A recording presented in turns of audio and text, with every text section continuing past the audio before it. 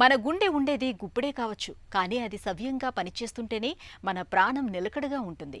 ఆ పిడికెడు గుండెలో ఎక్కడ ఏ చిన్న అవాంతరం తలెత్తినా అది చివరికి ఈ గుండెపోటు రూపంలో ఏకంగా మన ప్రాణాలకి ఎసరు పెట్టే అవకాశం ఉంటుంది.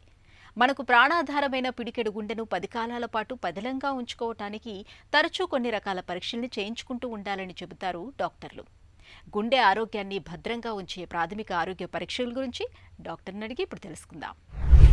20 ఇయర్స్ తర్వాత డెఫినెట్గా ఒక కొలెస్ట్రాల్ టెస్ట్ అనేది చెక్ చేసుకోవాలా, బేసిక్ బీపీ అనేది చెకప్ చేసుకోవాలా. ఇవి రెండు కంపల్సరీ 20 ఇయర్స్ అయిన తర్వాత.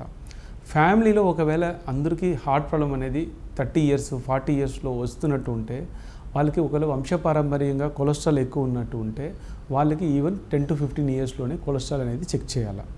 ఇది తప్ప జనరల్గా ఏ కంప్లైంట్ ఉన్నా కానీ జనరల్గా అట్లీస్ట్ అబౌవ్ 30 ఇయర్స్ ఉన్నా లేకపోయినా 30 ఇయర్స్ దాటిన తర్వాత ఒకసారి షుగరు, బీపీ, కొలెస్ట్రాల్ ఇవి మూడు మాత్రం కంపల్సరీ చెక్ చేసుకోవడం అనేది మస్ట్. ఈసీజీ ఎక్కువ అనేది ఇంపార్టెంట్ టెస్ట్, కానీ అవి రెండు మాత్రమే మొత్తం కనుక్కోవడానికి యూజ్ కాదు.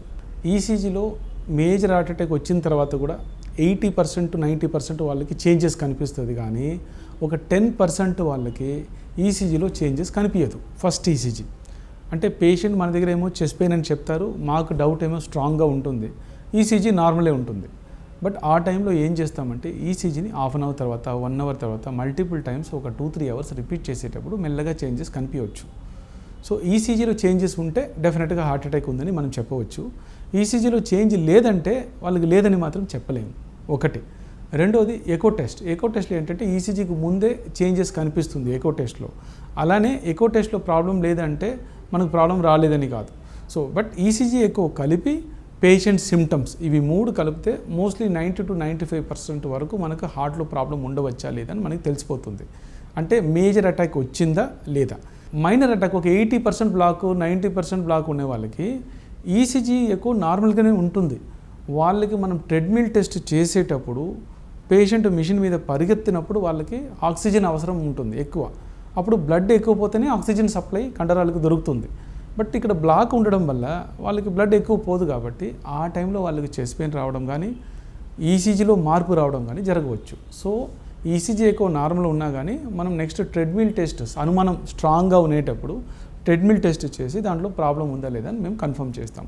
కొద్దిగా పేషెంట్స్కి ఎలా ఉంటుంది, కొద్దిగా మందికి ఎలా ఉంటుందంటే చెస్ట్ పెయిన్ 1 అవర్ నుంచి వచ్చి ఉంటుంది, ఈసీజీ ఎక్కువ నార్మల్ ఉంటుంది. బట్ వాళ్ళకి ట్రెడ్మిల్ టెస్ట్ చేయకూడదు కూడా, డేంజర్. వాళ్ళకి డైరెక్ట్గా మనం యాంజియోగ్రామో లేదా సిటీ యాంజియోగ్రామో బేస్డ్ ఆన్ ద కండిషన్ బట్టి మనం డాక్టర్ డిసైడ్ చేసి చేస్తారు. చాలామంది ఏం చేస్తారో తెలుసా, ఈసీజీ ఎక్కువ లేకుండా డైరెక్ట్గా వాళ్ళే పోయి ట్రెడ్మిల్ టెస్ట్ చేసుకుంటారు. అది ఎప్పుడు చేయకూడదు. ఎందుకంటే ట్రెడ్మిల్ టెస్ట్ అనేది పేషెంట్ ఈసీజీ నార్మల్ ఉండాలా, పేషెంట్ పెయిన్ ఉండకూడదు. అలాంటి టైంలో చేయాల్సిన టెస్ట్. ఎకో కూడా నార్మల్ ఉండాలి. ఎకోలో సమ్టైమ్స్ అయోటిక్ స్టెనోసిస్ అనే ఒక కండిషన్ ఉన్నది. హార్ట్ వాల్యూ చాలా చిన్నగా ఉంటుంది, వాళ్ళకి సిమ్టమ్స్ ఏమి ఉండవు. డాక్టర్ దగ్గర చూడకుండా డైరెక్ట్గా ట్రెడ్మిల్ వేస్తే ఇలాంటి పేషెంట్స్ కొలాప్స్ కావడానికి కూడా అవకాశం ఉంటుంది. So ECG echo compulsory test, treadmill test doctor అవసరం పెట్టి చెప్తారు. ఈ 3 టెస్ట్ జనరల్గా హార్ట్ బ్లాక్స్ ఉన్నదా లేదా అని కనుక్కోవడానికి basic test. Next level of test అనేది CT angiogram and coronary angiogram. మనం హాస్పిటల్ అడ్మిట్ చేసి ఇన్వేజివ్ కొరోనరీ యాంజియోగ్రామ్ చేస్తాం.